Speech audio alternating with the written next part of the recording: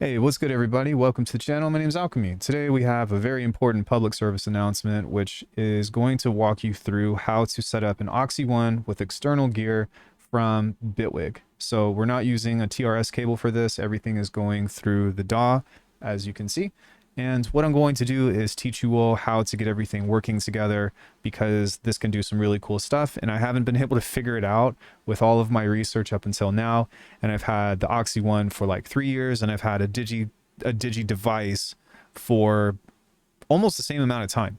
So let's go ahead and talk about what to do within Bitwig first. And what I want to do is kind of just start over from scratch, because I want you to see the different settings of how everything is going to go. So if I pull up a new instance of the Digitone, then something that you're going to see is whenever you click on the actual instrument on the inspector control over here, there's this thing here that says all in same. Usually whenever I start a new track, it does this. It goes all to one.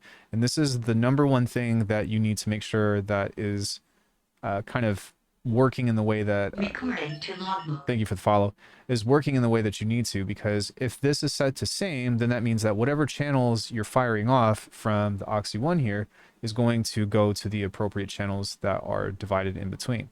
That's actually pretty much it with Bitwig. That's the only thing that you have to do. You don't need a channel map, you don't need anything else, but that is a really important step, and that was actually the missing key about why I couldn't figure this out seemingly for like years.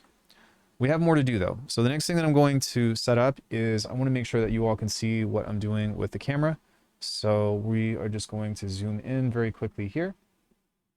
Just make sure that you all can see the screen. I apologize for the glare. My monitor is pretty bright.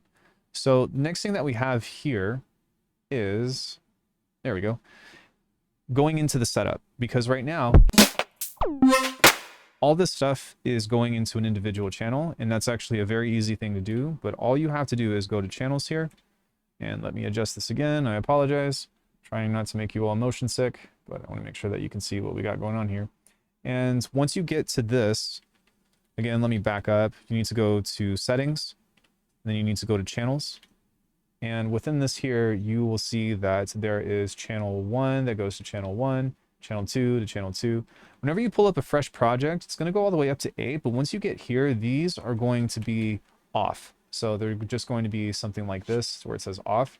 You want to make sure that this is set to the proper track. So this is on track 14, and then you can save that. What I would recommend is that you make a template with this, especially if you want to use the Oxi One Sequencer or individual channels or an external sequencer, say within something within Bitwig. Doesn't matter. But every time you open up a new project, it's going to make you do the same thing. So if it were up to me, make a template, and that way you're not going to have to configure this anymore. So that's step 2. The third and final step, we're going to go here. I'm going to turn off this sequencer, and I'm going to adjust the camera one more time. I apologize. There we go. Smooth transition. Cool. And that's pretty bright, or you can hopefully see that. It says chromatic C2. Luckily, there's not going to be anything here that's going to be like too important. This is also a very small screen, so there's that, but I'll just go ahead and move this over. Now, let's say you want to use this in multi-track mode. We need to go to Shift, and you're going to see MULT over here. There's also these guys, but we want to go to the multi-track. And on this, every track is going to be highlighted by orange of what you have activated. By default, most of the time, you'll see that this says 2A. And if I go to the next one, 2A, 2A, 2A, 2A, 2A, 2A, we need to set these channels to the appropriate thing. But there's another thing that I missed on here, and I'm going to show you exactly what that is. So if I wanted to make this go into the kick, and I go like this, into 1A, and I go boom, and I hit play, oh, that works. That doesn't always work. If I hit 2A and I go like that and I go play, nothing, right? Nothing. And so one thing that's really important within this is that anytime you want to change a track, or you want one of these tracks with the right channel, is you want to hold the sequencer button and hold this, and you'll see that says 1A. Now, if I set this to 2A and I hit play, that's going to play the second one. And if I do this again to where I hold this down, I hit 3B, 4B, 5B, you can see that it's not working, right? I'm going to make this really dramatic so you can see just movement on the screen.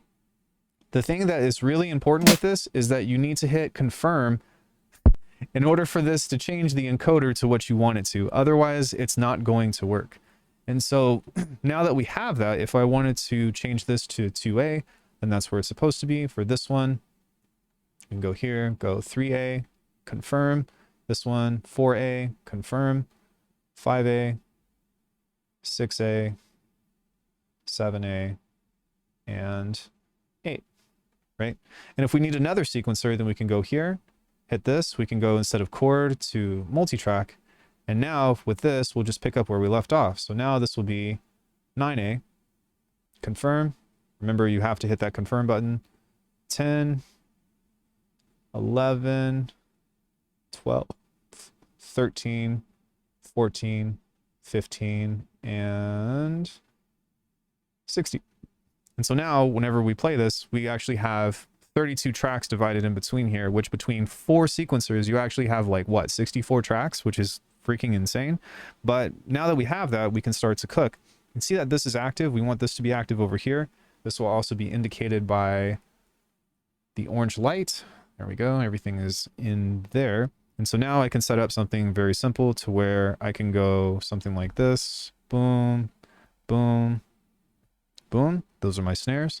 If I hit this button right here, then this will actually show you the step over here. So anytime I hold a step, I can just go straight to offset. Otherwise, if this isn't on, I have to hold shift to get to that offset here. So if I go like this and I want this to be different, then what I would do is hold that button down and I can set this to be a little bit early. Sorry, my hand is getting in the way. You can see that it's early. Same thing to like 13%. Now in this, I think this is my hi-hat. So we can go back over here. I can go boom, boom. Let's do something syncopated. Something kind of like that. Great. Now with this, I would want this to be offset. So I'm just going to move everything by small amounts, kind of like so. Just to get a little bit of motion on here. Something super late, kind of like that. Super late, super late, super late. Unfortunately, there's no like dedicated track delay on this, but just that the fact that this has offset on a percentage base is really nice. The Oxi One is just, yeah, best freaking sequencer ever. But now that we have this, we've got a basic swingy beat.